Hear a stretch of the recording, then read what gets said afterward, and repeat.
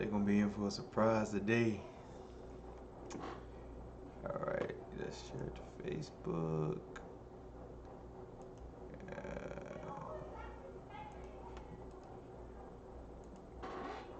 Hey! I'm streaming! Happy Friday! Oh my goodness, oh my goodness, oh my goodness. Holy shit.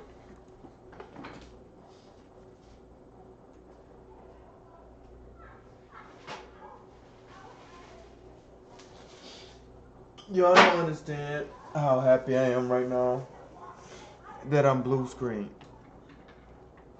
Oh my goodness. That would have been awful. Everybody, I am Absird. I am Absird. You can call me Abby. I'm starving. Oh my goodness. I'm not about to eat on stream though. But yeah. I got the rumble in the tummy. I have not eaten well today. Today I've been busy. I had the concept for like normally I make it up as, you know, like on the spot whatever I'm talking about, or you know, we're already in a middle of a conversation, and you know, while in the midst of conversation, I'm like, hey, you know what, this would be a good idea. Do you mind if I record it? And you know, just start recording. But I've been thinking about this since this morning. My friend has a video series called Black Star Dove, and on his podcast, you know, he was talking about self-doubt. I've had this conversation with a lot of people, this conversation about self-doubt, and it's, it was difficult me to articulate when like the pressure was on, because it actually took a lot more thought than I initially had given. So I've had, you know, this thought since I've had these conversations, and then this morning, it really started hitting. In fact, there's this meme I just shared from my brother Donald King, and it's the timing's perfect. It says, Satan doesn't whisper, believe in me. He whispers, believe in yourself. And oh my goodness, believe in yourself. Don't doubt yourself. Have faith in yourself. That is dangerous. Doubt, that hesitancy, it's like a safety check. Like, hold on, let me double check what I'm doing. It's like you're ready to run across a giant bridge. And so before you cross this bridge, you're like, wait a minute. What's on the other side of that bridge? What's below this bridge? How sturdy is this bridge? Before I just, you know, run across. Like, it's a little different than hopping across a stream. When you hop across a stream, you can utilize confidence. You know, you're like, hey, this is a 3-foot stream. I've hopped across a 5-foot stream. I'm pretty confident I can make this jump. I'm gonna give it my best. Right across, you can see the destination.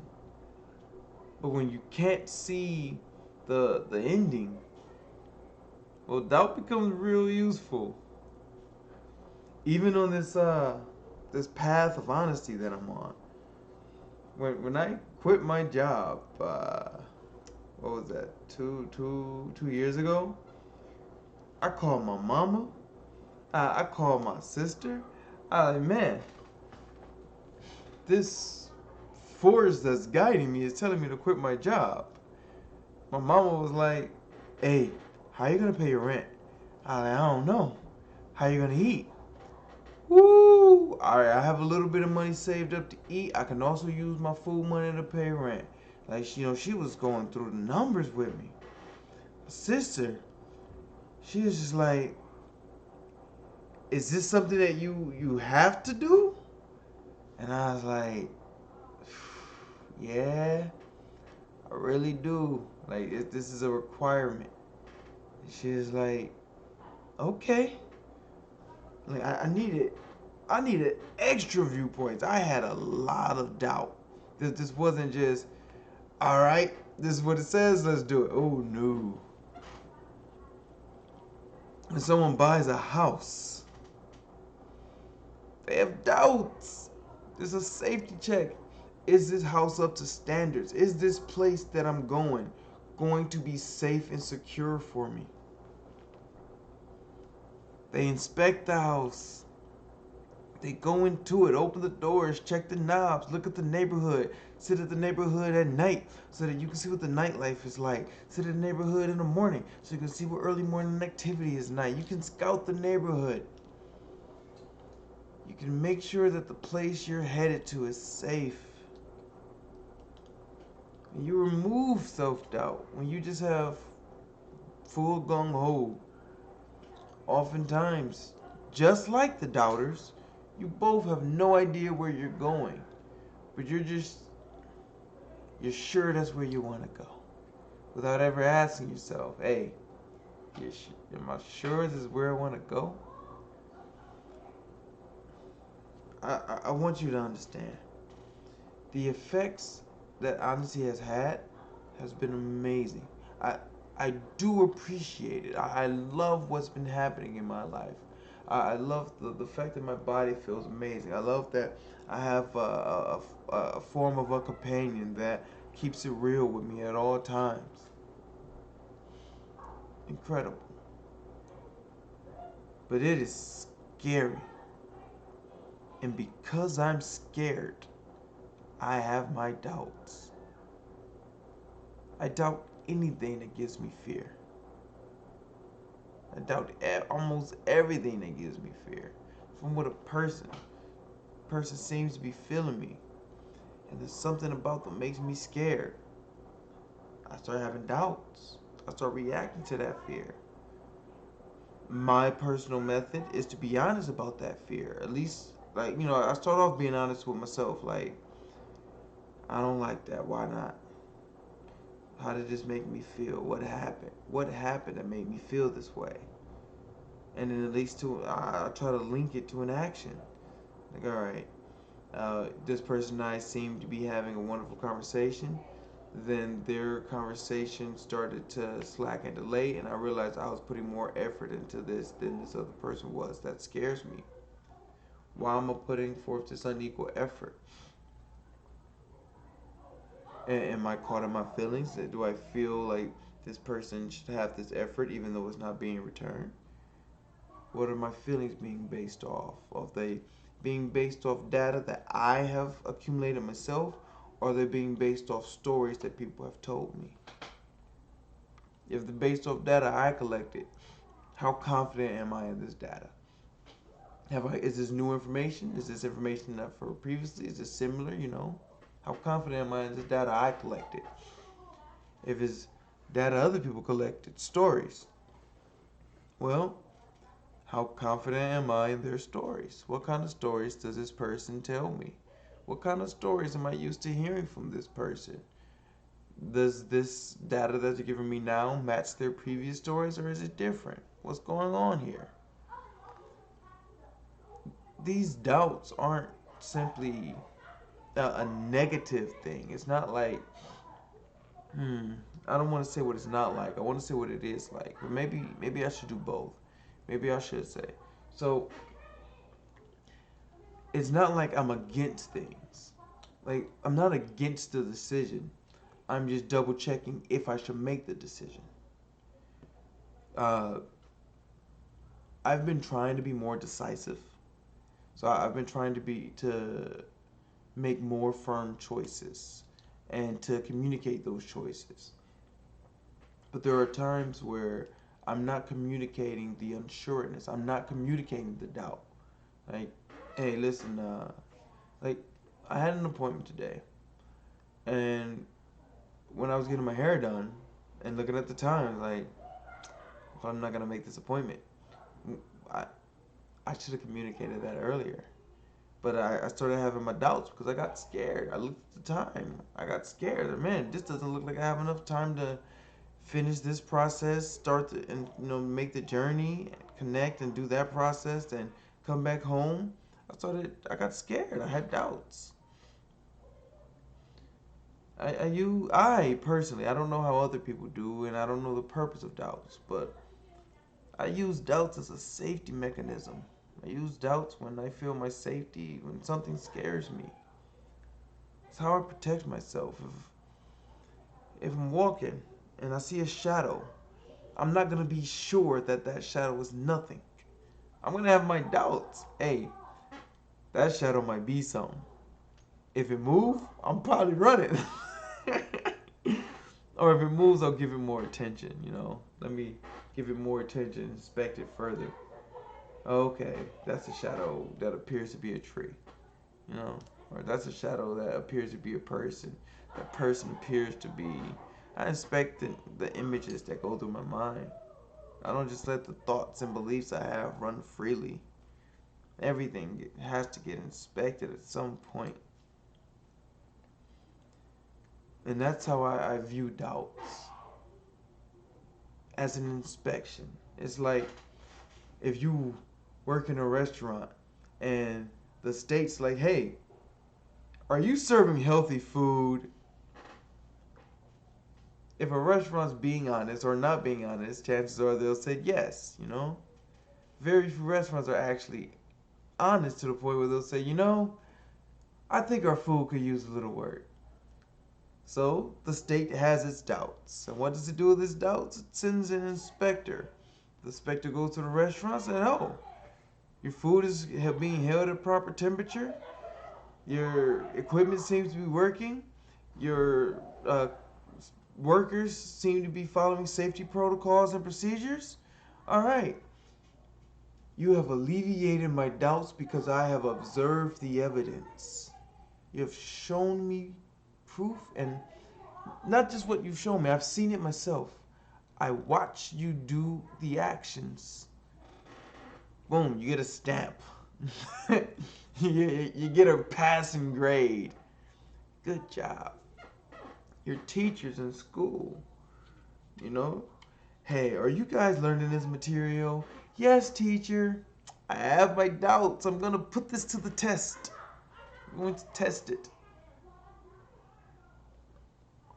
In the bridge example, I wouldn't run across the bridge. Put my foot on the bridge. I stomping on it a little bit. Put some pressure. Apply some pressure. I put it to the test. Because I have my doubts about this bridge. When that bridge is sturdy, that builds confidence. Because I'm being honest about what I'm seeing happen to this bridge. Like, hey, you know what? I put a lot of pressure on this bridge. It didn't even creak. It didn't even move. It was steady. This bridge is focused. Then I take another step. Then I pick up some momentum. I pick up momentum through the doubt. The doubt is a pathway. It is a gateway that I utilize in my path to honesty. Because there are times where I can't tell the difference between what I'm thinking and what I'm seeing. And the doubt helps me peer through and separate the imagination from reality. At least for me. I actually haven't given doubt the proper focus to channel the principles of it. So I don't really know how the principle of doubt works. I'm going to try my go at it. Doubt seems to be a phenomenon designed to cause separation. It's designed to see if it's a necessity check. No, it's not a necessity check. It's not like, do I need this? I don't know. it's like asking, what is this thought doing? Like legit, I'm drawing huge blank spots when it comes to understanding what doubt is and the purpose that it serves. But I kind of get how it works, and I know how I use it. When I use doubt, it tends to be a result of fear. It's like either I have doubt or I'll experience trauma. And so, in order to not experience the trauma, then I doubt the event occurring to double check to see if this event could possibly lead to trauma and how it could lead to trauma. So, I use doubt to avoid trauma. I use doubt to double check progress. I use doubt to monitor growth. I use doubt as a means of measurement. Okay. Doubt is a means of measurement. It's like I always want to think that I'm doing my best. I always want to believe that I'm doing my best. But doubt is how I measure if I'm actually doing my best. Doubt is how I measure, is a way of measuring if something's on a path. Okay, so doubt is a form of measurement. Huh. Who doesn't want to do the work of measuring? It's like somebody owes you $100,000 and they hand you a stack of bills. Doubt is going to cause measurement to occur. Oh, you give me $100,000. I'm not about to count these. How do I measure this? You know, you can weigh them. You can have a machine count them. You can count them yourselves. You can do a quick eye check. It's a lot of ways. But the ways are done. It's not just, excellent. I'll believe you. Doubt tears apart belief. Doubt separates belief from reality. Doubt helps you see what's real. Now, can there be too much doubt? Can there be too much separation? Well, if doubt is the measurement, then it'll be the equivalent of over measuring. It'll be ignoring information at that point if it's too much doubt, you know? Like, how many times do I have to measure this table to know that it's 26 inches? Well, 26 and 1/3 inches. Like, sure, each time I measure it, I may get a different measurement. My skills may change. But at a certain point, I have enough information. I'm looking at the information. I'm keeping it updated.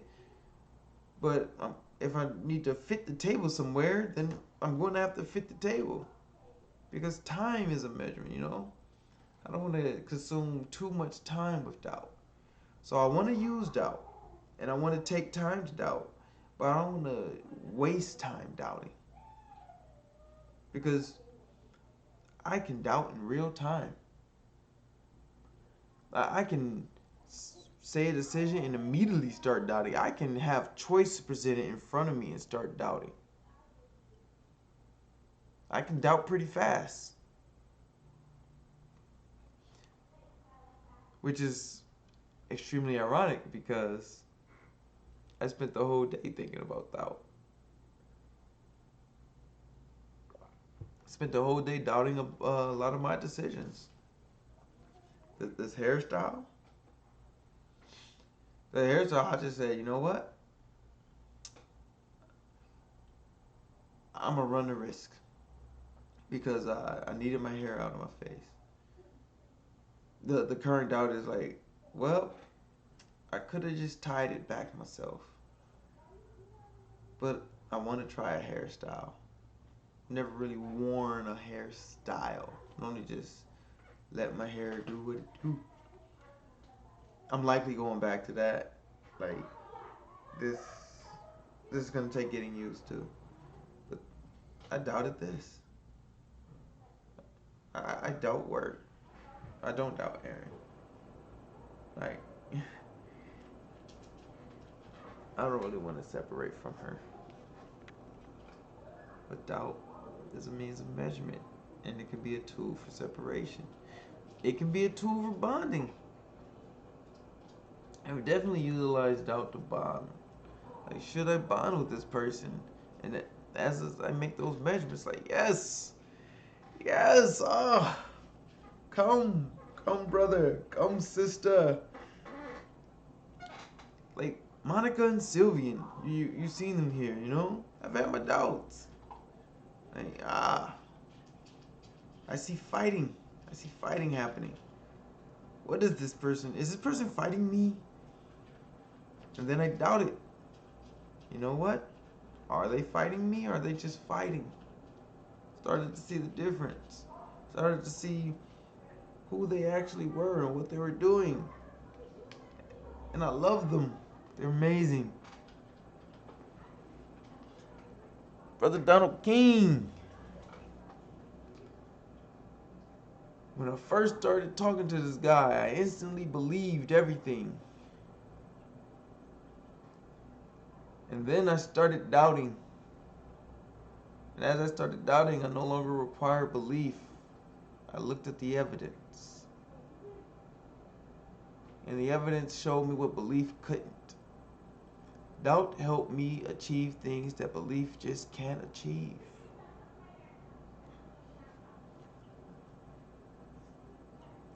I doubted if heaven was real. I doubted if God was real.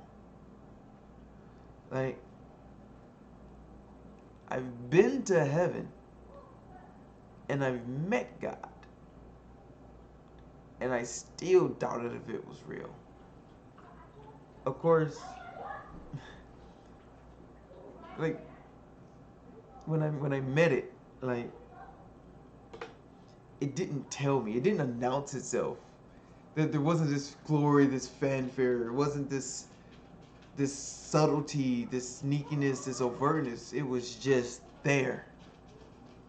And I just knew. It's like, that's what this is. Why is this thing looking at me? Oh my goodness, why? Why are you looking at me? What? Do I talk to you? Oh, I do. Okay. What should I? This is what I should ask. Hey, why am I not happy? Oh, that I don't like that. Ooh, like man, and legit, all that. That's. I was terrified. I was being forced to be honest in that situation. When interacting with God, I was forced to be honest. Like, it wouldn't give me answers per se. The way that the communication was occurring is as I begin the thought process to formulate a question, I would connect to experiences that show me the answer. So when I asked why am I not happy, I was connecting to hundreds of experiences of me causing myself and others unhappy, of me causing imbalance. I was shown how terrible of a person I was. Oh, man. It was not an experience I ever want to repeat. But I do understand why it was required. I do understand why I have to talk about it, even though talking about it hurts. Like, that memory was burned into my mind. It's so deeply entrenched that when I interact with people, I have the doubt to make sure that I'm not being sexually aggressive or aggressive in general. I have to make sure I'm not fighting because I don't want to ever cause that experience again. I don't want to do that to other people. It's awful, the things that I used to do. I'm not about to repeat them.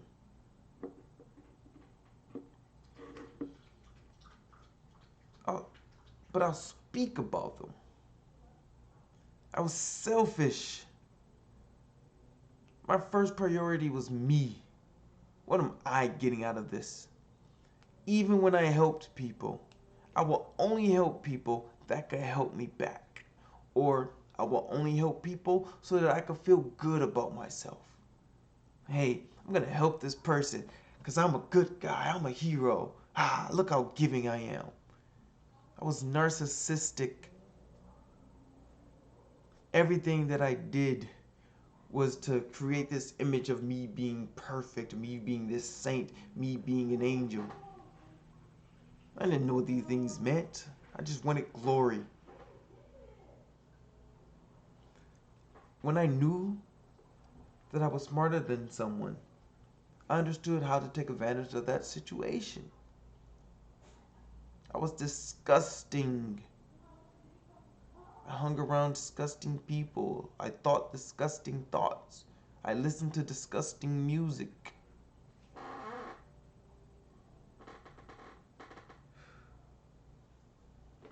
And because I saw what I'm capable of, I constantly have doubts to see if I'm going back to that. Or if I'm being honest. Alright, it looks like this dog has to go for a walk.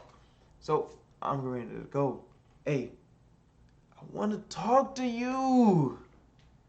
I want to tell you about the projects that I'm working on. I want to tell you about the people that I'm meeting. I want to hear what's happening in your life. I want to hear what's exciting for you. I want to hear what's stressful for you. I want to talk to you. Join the conversation. Find me on Facebook, Absird Charles. Find me on Instagram, Absird1. Find me on Cashapp, ABSIRD.